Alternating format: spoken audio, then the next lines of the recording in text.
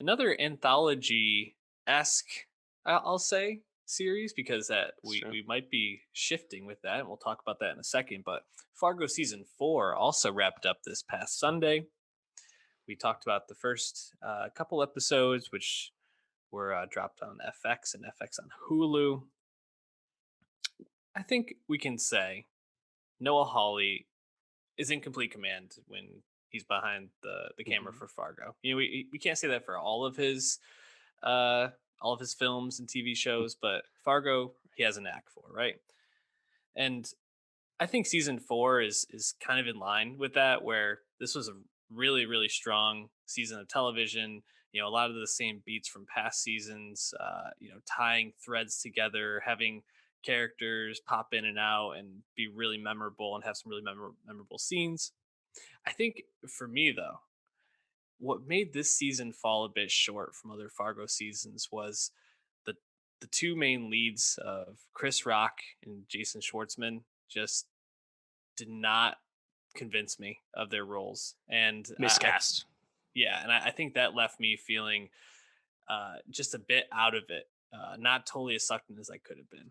I saw you shaking your head. Seems like you probably run on the same page there. Yeah, it's funny because I generally enjoyed the season, Fargo season Mhm. 4, but for whatever reason, there's just some obvious flaws and mistakes that really stand out to me. And one of them, maybe the chief among them, would be Jason Schwartzman and Chris Rock. I think Schwartzman especially were just miscast and not effective performers for these characters, for Fada and Cannon. And I think Rock was fine when he was pontificating, when he was speechifying. But a lot of times when he was with other authors, you could just tell that he's not actually a dramatic actor. Yeah, First, obviously, we all know that. You could tell he was just kind of outclassed when Cannon was with, like, say, Dr. Senator or something.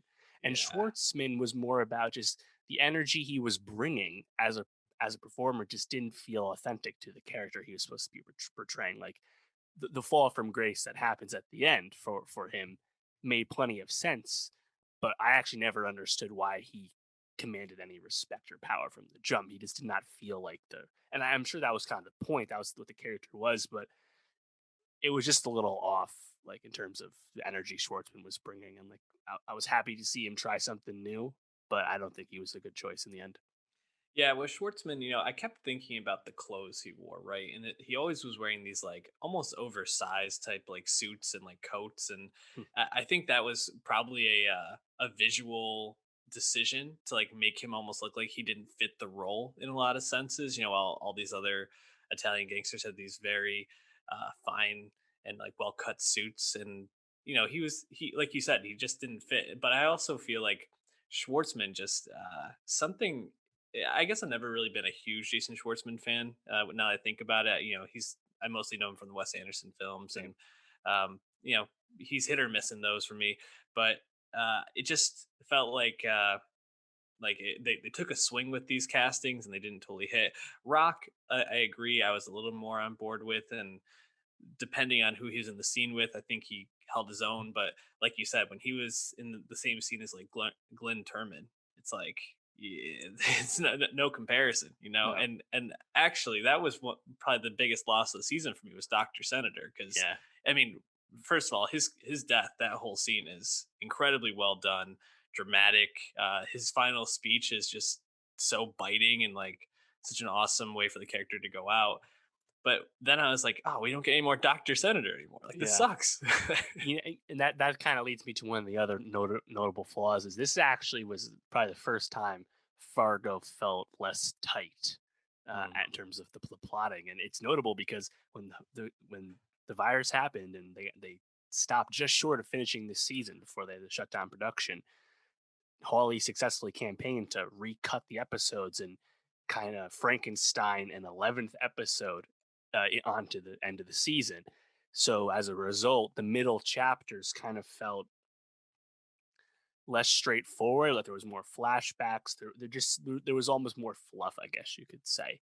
And I think the other part of this is that there's a lot of characters in this. I think there's actually too many characters mm, in Fargo season 4. Like at the end of the day, Timothy Oliphant's Duffy. is a really minor character in for the season. And almost casting Oliphant doing the Raylan Givens, doing what he just did in Mandalorian, like Hmm. doing his Oliphant stuff is almost distracting because it's not actually a consequential part. Right. Similarly, the two women who break out of prison, Hmm. what was her name? Shawnee, and then the sister of Yeah.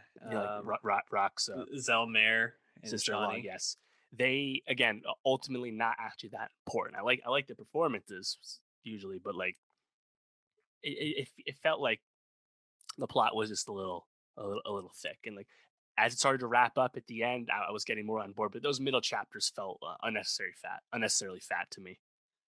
Yeah, and I think the thing about most seasons of Fargo is that that middle of the season always feels kind of like, where are we going? Like, where is this going to end up? Um, and I think this season, I just, like you said, with that fatness, I think I felt a little bit more lost at times. Whereas the other ones, I'm like, I'm just along for the ride. I'm just enjoying this. Um, you know, I did think there were some really awesome standout performances in this. So for people you wouldn't expect, like um, Emma Marie Crutchfield as Ethelrida, the teenager, the black teenager who exposes Jesse Buckley's um, nurse. I thought she was great. And I really liked the scenes between her characters, Ethelrida, and Cannon's older son.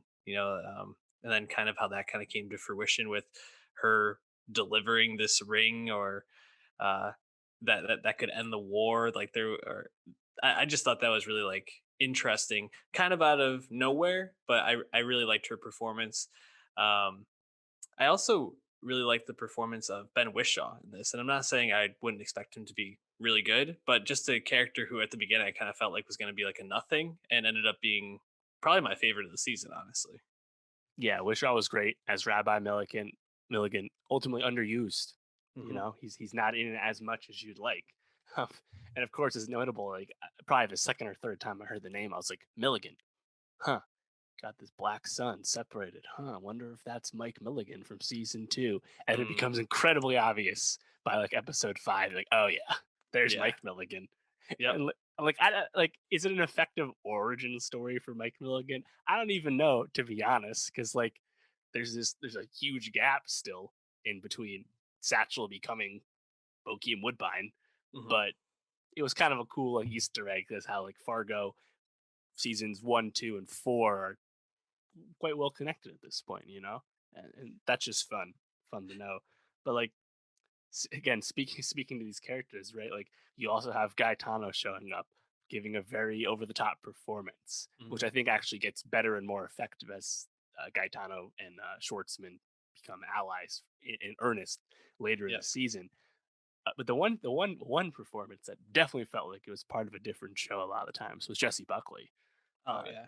as Orietta. Like she was just kind of on one, and again, like I felt like there could have been more to this thread. Like when Esmeralda like talks to Chris Rock and like gives him the ring and like explains how she's gonna let her family out of the debts and stuff, and it's like, huh, for some reason this like tying of the threads didn't hit the way it should have for me. Hmm. And again, I still really like the season. I find it entertaining, and like because the writing is almost always really good, and the production design's incredible, all that stuff. But narratively, I felt it was just a little messier than I would have preferred. Um, but speaking to the technical stuff, when you mentioned with Hawley being in full command, I mean, very few showrunners would even attempt something like Episode 9, notably in all black and white, kind of an obvious Hmm. homage to The Wizard of Oz. I thought that was spectacular. Yep. Yeah, and then how that lifts, it just like Wizard of Oz, just really well done episode, and probably the most memorable of the season, in my opinion. Um, but like we already mentioned this, but the killing of Dr. Senator was a very memorable scene for me. Mhm. One that compared to other shows that we really liked, probably gonna remember that scene stylistically more than a lot of other big moments. So, uh, you know, as we're kind of critiquing it, I do want to just reassert that this is still really good television. It's Yeah, just definitely. when you have a season two of Fargo to compare to, it's like it's a tough curve, so to speak.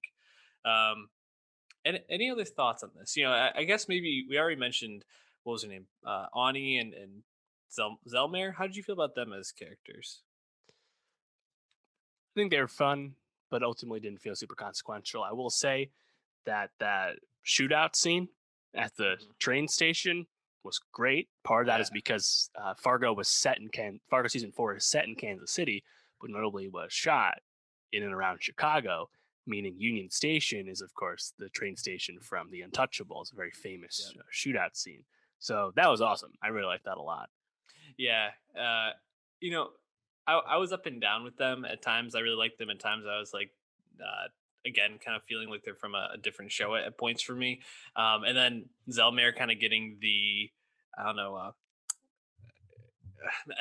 end of the Departed, Mark Wahlberg type scene at the end where she gets to kill Chris Rock. Just kind of felt like it was out of nowhere, but Yeah. probably should have expected that. No, Rock wasn't going to make it out of this series on alive. Um, yeah, I think overall, just a lot to like and a lot to maybe scratch your head at or see some of the seams on this season more than you would other seasons. I wonder how much they did wrap this before COVID, but I wonder how much COVID impacted like the production and tying Well, up some of those well, loose saying ends. that they almost wrapped it before COVID. They were still finishing the last stuff, and again, like if they had wrapped before COVID, I don't think it's 11 episodes. I think it's 10, Hmm, meaning more stuff is cut in the edit. right. So Hawley almost got to just be a little more overly indulgent because he was sitting with what he had shot for months before he finished it in the fall. So Yeah. I mean, I obviously the Fargo franchise, like I think was probably I think probably the most common disappointment people had with this was that the show almost tackles race in an interesting way, but it doesn't actually commit to it at all. And part of that's like Esmeralda, like she's not her consistent POV character. She's like a Hmm. bit absent from whole episodes at times for the most part. And like the whole thing about minorities preying on each other versus going after the system and rival minorities and stuff like it's a through line that falls away and like it's kind of lost by the conclusion of the show. Hmm. And if Fargo season 5, no word on that right now, but you have to imagine Noah's going to do it again at some point just because it seems like he really likes making the show. Hmm. I wonder if he's going to get more ambitious with Fargo or less, because like Fargo season 4 in a lot of ways is also playing the hits of Hmm. past Fargo, so Do you I'm think he'd curious go about what back? direction he takes. Do you think he'd go back and to the Mike Milligan story? Jump forward. I guess. I don't know. Like, I mean, I why don't not? need it to be connected to anything at all, to be honest. I I just mean, hope I the don't idea either, is but good. I mean, but Bokeem in that role was also like seen stealing. So if we're Yeah. getting more Mike Mulligan, I might be okay with that. I don't know. Check out Fargo. Leave us your thoughts.